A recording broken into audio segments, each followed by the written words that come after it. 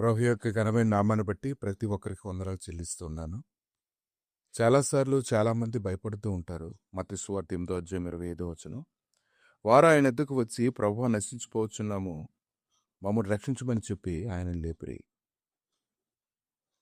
వారికి ఎందుకు అంత భయం పుట్టింది? ప్రభు అన్నారు, మీరు ఎందుకు అల్ప విశ్వాసంలో ఉన్నారని ఆయన అడిగారు. గాలిని తుఫాన్ని ఆయన లేచి గద్దించినప్పుడు, అది మిక్కిలి నెమ్మదమైనప్పుడు వారందరూ కూడా ఆశ్చర్యపోవడాన్ని మనం చూస్తున్నాం. ఈరోజు నీకు భయం కలిగినప్పుడు, నీకు వేదన కలిగినప్పుడు ఆయన లేపడం కాదు, ప్రభువా నువ్వు ఎక్కడున్నావు అని అడగడం కాదు. మొట్టమొదట నీవెక్కడున్నావో, నువ్వేం చేస్తున్నావో, నీ ఆత్మీయ జీవితం ఎలాగుందో నిన్ను పరిశీలన చేసుకోగలగాలి. ఆయనతో నీకున్నటువంటి సహవాసం ఎంత బలంగా ఉందో లేకపోతే పేలవంగా ఉందో అది నువ్వు తెలుసుకోగలగాలి. గోపురం ఎవరైతే కట్టాలనుకుంటున్నాడో వాడు కూర్చొని దానికి ఎంత ఖర్చు అవుతుందో, ఏమవుతుందో అనే దాని గురించి అంచనా ఎలాగైతే వేస్తూ ఉంటాడో, తన దగ్గర కావాల్సినంత డబ్బు ఉందో లేదో ఎలాగైతే చూసుకుంటాడో, పునాదులు వేశాక దాన్ని పూర్తి చేయకపోతే చూసిన వాళ్ళంతా ఇతను కట్టడం మొదలుపెట్టాడు కానీ దీన్ని పూర్తి చేయలేకపోయాడని అతను వేలెత్తి చూపించకుండా ఉండడానికి అతను ముందుగానే అన్నిటికీ సిద్ధపడి యుద్ధం చేయడానికి రెడీగా ఉంటాడు.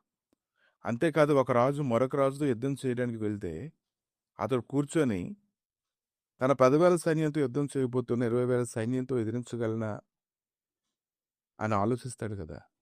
అలాగే ఈరోజు నీ పరిస్థితి ఎదుర్కోవడానికి కావాల్సినటువంటి సన్నిధిని నీతో ఉందో లేదో, అంత నువ్వు సంపాదించుకున్నావో లేదో, ఆయనతో సరిగా ఏకూపిస్తున్నా లేదో నువ్వు చూసుకోవాలి తప్ప, నువ్వు భయపడి ప్రభువా మేము నశించిపోతున్నాము, మమ్మల్ని రక్షించమని నువ్వు కేకలు వేయవలసిన అవసరం లేదు.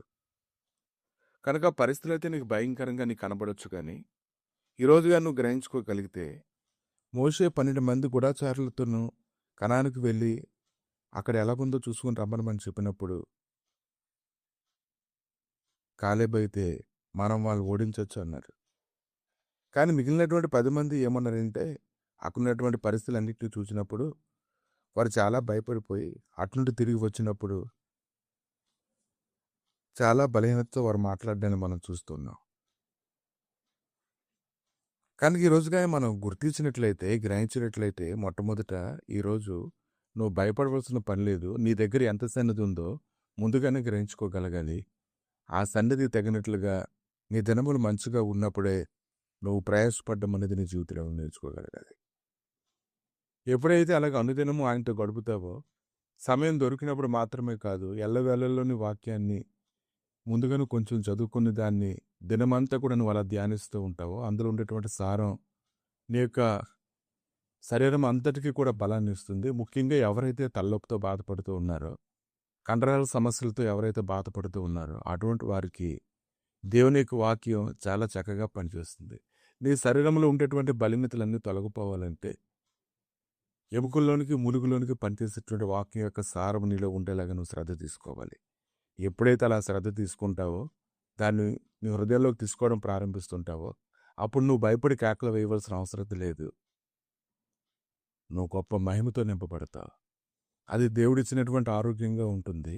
ఆ యొక్క ఆరోగ్యం నిరంతరం నీతో ఉంటుంది. వాక్యంలో అటువంటి బలం ఉందని నువ్వు తెలుసుకోగలగాలి. మనుషుడు రొట్టె వల్ల మాత్రమే కాదు, కానీ దేవుడి నోటి నుండి వచ్చు ప్రతి మాట వలన కూడా మనం జీవిస్తామని మనం తెలుసుకోగలగాలి.